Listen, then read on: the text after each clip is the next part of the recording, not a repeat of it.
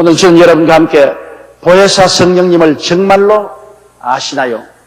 이 제목으로 말씀을 나누겠습니다. 이스라엘 백성들이 애굽을 떠나자마자 그들은 전에는 결코 보지도 듣지도 못한 희한한 일이 눈앞에 나타났었습니다. 그것은 그들이 행진해 나가는 앞길에 갑자기 낮에는 거대한 구름 기둥이 서서 하늘을 마치 양산처럼 덮어 태양을 가리워 주었습니다. 그리고 밤에는 그 구름 기둥이 호련히 불기둥으로 변하여 이스라엘 진을 대낮같이 밝혀 주었습니다. 그래서 그들의 원수의 기습이나 사나운 짐승들의 공격을 막아주었으며 밤이면 급속히 광야가 차가워지는데 그 차가워진 공기를 훈훈하게 데워서 이복이나 이불이 부실한 그들을 따뜻하게 쉴 수 있도록 만들어 주었습니다.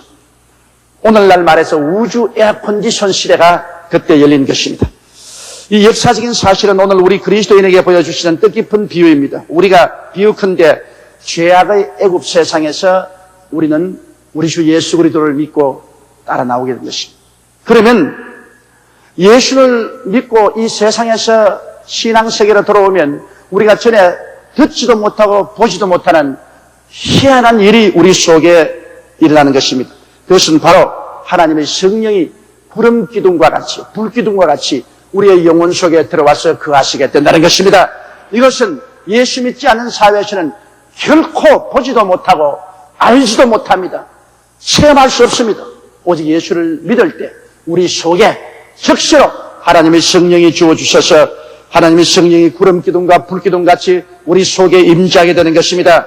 그리고 이 성령께서는 우리를 인도하실 때 밤같이 어둡고 캄캄한 시련을 당할 때면 낙심과 절망으로 얼어붙은 마음을 녹여주시고 훈훈하게 해주셔서 믿음과 용기를 우리 마음속에 부어주시는 것입니다. 또 우리를 보호하시고 밝은 길로 인도하시며 대낮의 삶의 생존 경쟁에서 힘들고 지칠 때, 암날 때 우리를 가리워 주시고 상쾌하게 해주시고 쉬게 해주시고 기쁨과 소망을 주심으로 이 광야 같은 세상을 우리들이 승리로 살아가게 만들어주는 것입니다. 이스라엘 백성이 낮에는 구름기둥, 밤에는 불기둥이 없이는 절대로 광야를 통과할 수 없습니다. 그들은 광야에서 다 희생되고 죽었을 것입니다. 그처럼 오늘 우리가 예수 믿고 이 삭막한 세상을 신앙생활에 나가려고 할 때 우리 속에 와 계신 성령이 구름기둥과 불기둥처럼 우리에게 희망과 용기와 능력과 위로와 평안을 주시지 아니하신다면 우리의 신앙생활은 결코 성공할 수가 없습니다. 그러면 첫째로 성령님은 누구시인가? 이것을 우리가 잘 알아야 되는 것입니다. 여러분, 예수님께서 3년 반 동안 제자들과 함께 이 땅에 사역하시다가 주님께서 떠나야 되시겠다고 말씀하실 때 예수님의 제자들의 심정은 처참했습니다. 그들은 고향 산천 다 떠나서 예수님을 따라 3년여 동안 헌신했는데 이제 주님께서 갑자기 그들을 떠나신다고 말합니다. 그것도 비참하게 죄인의 한 사람처럼 잡혀서 십자가의 처형을 당하여 세상을 떠난다고 하시니까 제자들은 이제는 살 길이 막연했습니다. 고향 산천 돌아갈 수 없고 이대로 살아나갈 수도 없습니다. 이제 모든 유대민족들이 또 예수님의 제자들을 적대함으로 그들은 완전히 절망에 처했습니다. 그럴 때 예수님께서 말씀하기를 낙심하지 말라. 내가 아버지께 구하겠으니 그가 또 다른 보혜사를 너에게 주사 영원토록 너희와 함께 있게 하겠다고 말한 것입니다. 여기에서 말씀은 예수님께서 우리의 처음 보혜사라는 것입니다. 주님이 내가 처음 보혜사가 아니냐? 내가 너를 3년여 동안 인도하고 가르치고 보호하고 돌보고 도움이 되지 않았느냐? 처음 보혜사인 나는 십자가에 죽었다가 부활해서 성천하지만은 다음에 다른 보혜사를 하나님이 보내주시는 것입니다. 이 다른 보혜사는 바로 성령을 말하는 것입니다. 보혜사란 헬라어로 파라클레토스란 말로서 파라란 말은 곁에란 말이고 칼레오란 말은 부른다는 말인데 이것이 합성화되어서 우리를 돕기 위해서 하나님께로부터 부르심을 받아 항상 곁에 계신 자라는 뜻인 것입니다. 이러므로 예수님이 제자들 곁에 항상 있은 것처럼 예수님이 떠나고 난 다음 그리스도가 보내신 성령은 예수님의 제자들 곁에 부르심을 받아 항상 같이하여 도움을 베푸겠다는 것입니다. 예수님은 처음 보혜사로 오셔서 죄악과 질병, 저주와 죽음에서 건져주셨고 그 위에 하늘에 오르사 보좌 우편에 앉으셨고 그 다음 다른 보혜사인 성령님은 오셔서 성도를 도와주시고 신앙생활에 자라게 하시고 천국까지 올라갈 수 있도록 인도하는 역할을 해주시는 것입니다. 이렇기 때문에 진실로 성령 보혜사의 도움이 없이는 우리는 결단코 성공적인 신앙생활을 할 수가 없습니다. 우리 주님께서도 내가 너희를 고아와 같이 버려놓지 않고 너희에게로 오리라고 말씀한 것입니다. 바로 성령이 오신 것은 예수님이 온 것과 똑같은 것입니다. 예수님은 처음 보혜사요, 성령은 다른 보혜사라서 이제 성령은 우리와 함께 거하시고 우리 안에 거하시고 우리를 채우시고 우리와 동행하고 계신 것입니다. 둘째로 이 말씀을 들은 예수님의 제자들은 성령 오시기를 간절히 기다렸습니다. 이제는 그들은 고아와 같이 되었습니다. 내 동댕이 쳐버리고 버림받은 처지에서 올 때 갈 데 없는 상황에서 성령 오시기를 기다리는 것입니다. 예수님은 부활하사 40일 동안 여러 번 여러 모습으로 나타나셔서 낙심한 제자들을 다 모셔서 감람산에 오게 하시고 그곳에서 최대의 명령을 내리시고 그들 보는 앞에서 하늘로 성천에 올라가셨습니다. 사도행전 1장 4절로 8절에 사도와 같이 모이사 저에게 분부하여 가라사대 예루살렘을 떠나지 말고 내게 들은 바 아버지의 약속하신 것을 기다리라. 요한은 물로 세례를 베풀었으나 너희는 몇 날이 못되어 성령으로 세례를 받으라 하셨느니라.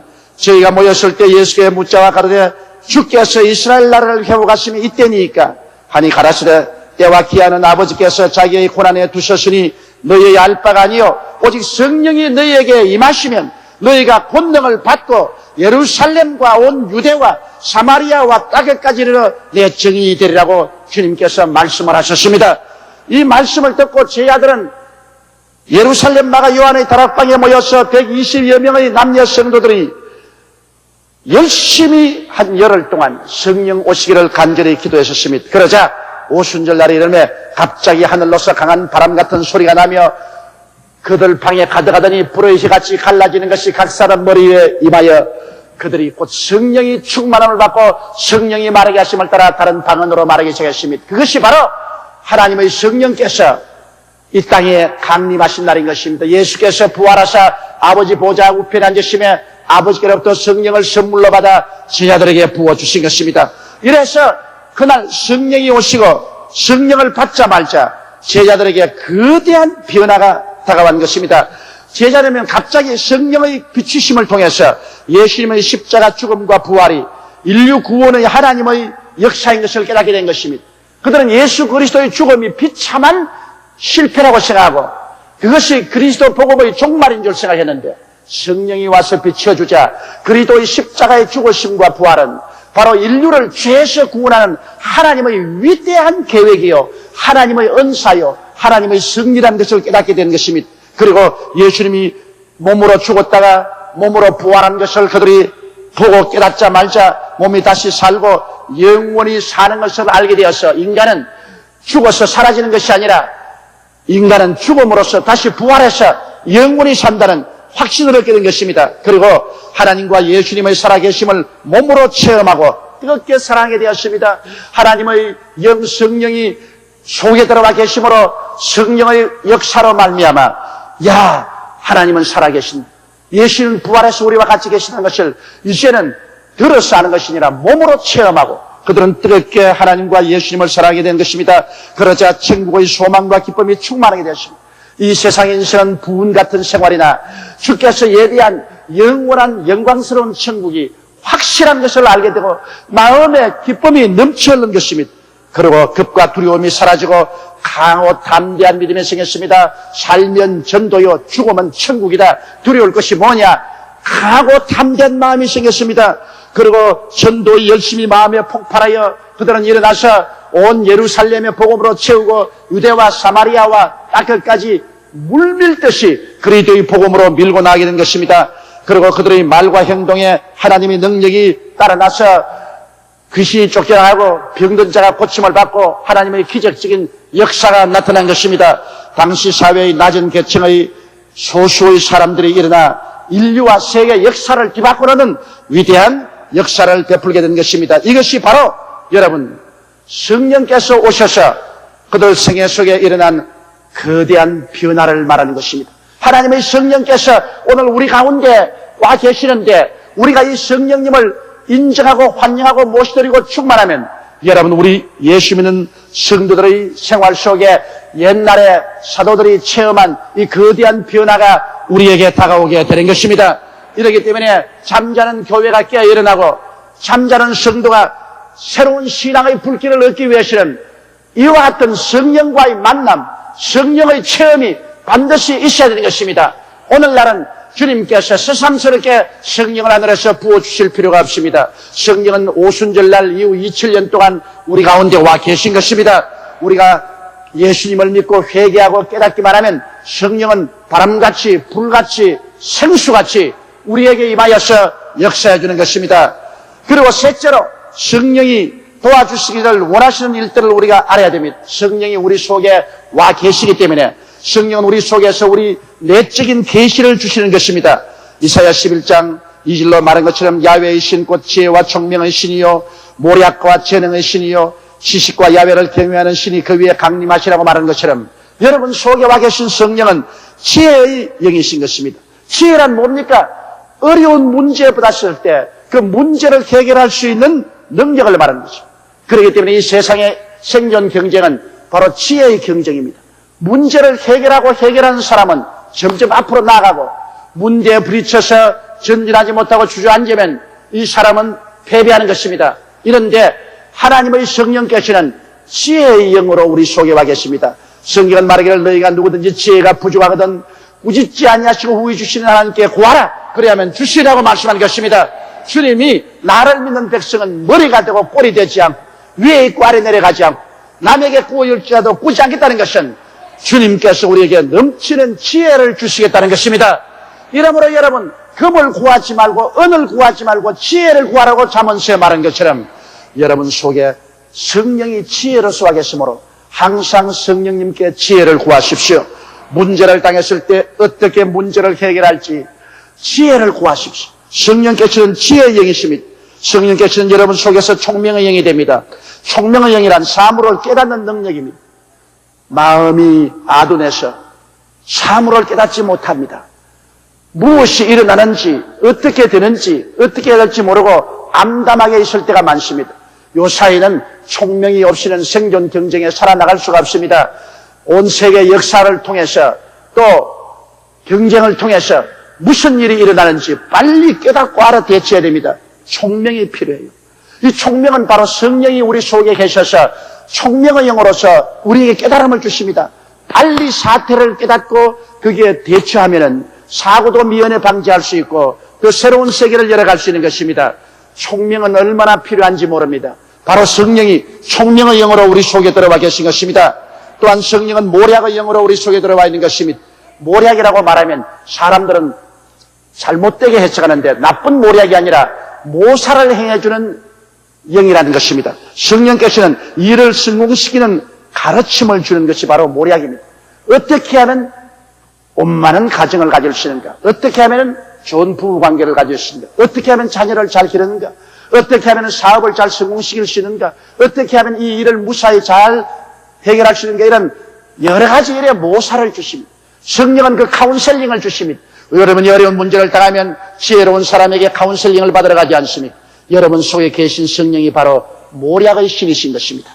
모사를 베풀어 주십니다. 성령께 구하면 성령이 모사를 주십니다. 성령은 또한 재능의 영입니다. 여러 가지 기능을 주셔서 능력 있게 인생을 살게 합니다. 사람들 각자를 주님택에 있어서 여러 사람에게 특별한 재능을 주십니다. 특별한 재능을 주셔서 그 재능을 가지고 어떠한 사람은 노래를 잘하고 어떠한 사람은 가르치기를 잘하고 어떠한 사람은 설교를 잘하고 또 어떠한 사람은 기계를 잘 만지고 주님께서 주를 믿는 사람에게 여러 가지 특별한 재능을 주셔서 이를 가지고서 우리 하나님께 복수하고 인류에 복수할 수 있도록 만들어주는 영이신 것입니다.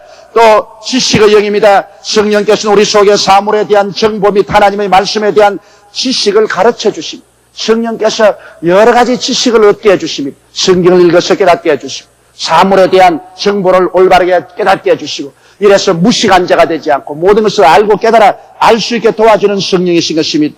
또 성령은 경외케 하는 영입니다. 마음속에 하나님을 두려워하고 모시게 합니다. 항상 성령께서 하나님을 경외하라, 하나님을 두려워 모셔라, 하나님을 섬겨라, 그래서 마음에 늘 경건함을 가지고 죄악을 두려워하고 하나님을 거역하는 것을 두려워하고 경건하게 하나님을 섬길 수 있도록 회개시키는 이런 역사를 늘 베푸는 영이신 것입니다.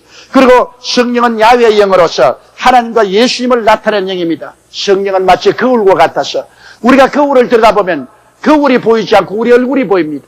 우리가 성령을 들여다보면 성령은 보이지 않고 하나님 아버지와 예수님만 보이게 되는 것입니다. 이 성령께서 계시의 영으로서 여러분과 내 속에 들어와서 이러한 역할을 하기 때문에 이것을 알고 구하면 이대로 성령께서 역사해 주는 것입니다. 또 성령은 우리에게 와서 외적인 능력을 베풀어 주시는 것입니다. 성령은 우리에게 치유의 은사를 주어서 병을 고치게 하시고 기적 행하시는 은사를 주셔서 기적을 나타내시고 믿음을 주시는 은사를 주시고 예언의 영은 말씀을 증가하는 은사를 주시고 섬기게 하는 은사를 주어서 열심으로 능력 있게 섬기게 해주시고 가르치는 은사를 주어서 잘 가르치게 만들어 주시고 또 구원이 즉 위로하는 은사를 주어서 고통당하는 사람이 가서 말로서 잘 위로할 수 있도록 그렇게 해주시고 구제하는 은사를 주어서 특별히 많은 재산을 모아 다른 사람들에게 구제할 수 있는 이런 은사도 주님 베풀어 주시고 다스리는 은사를 주어서 행정력을 가지고 잘 다스리게 만들어 주시고 또 긍휼을 베푸는 은사를 주어서 사람들을 불쌍히 여기고 그들을 도와서 고아와 과부를 잘 감싸주는 이러한 은사도 우리에게 주시는 것입니다. 그러므로 로마서 12장 6절로 8절에 우리에게 주신 은혜대로 받은 은사가 각각 다르니 혹 예언이면 믿음의 분수대로 혹 섬기는 일이면 섬기는 일로 혹 가르치는 자면 가르치는 일로 혹 구원이 하는 자면 구원이 하는 일로 구제하는 자는 성실함으로 다스리는 자는 부지런함으로 긍휼을 베푸는 자는 즐거움으로 할 것이라고 말씀하신 것입니다. 이와 같은 은사를 성령께서 각자에게 나누어 주심으로 내게 어떠한 은사가 있는지를 살펴보고 그 은사를 받은 대로 열심을 다해서 충성스럽게 하나님을 섬겨야 되는 것입니다. 여러분, 성령이 와 계신 사람에게는 여러 종류의 은사가 와 계신 것입니다. 자기의 힘으로 하면 안 됩니다. 자기에게 와 있는 그 은사를 사용해야 됩니다.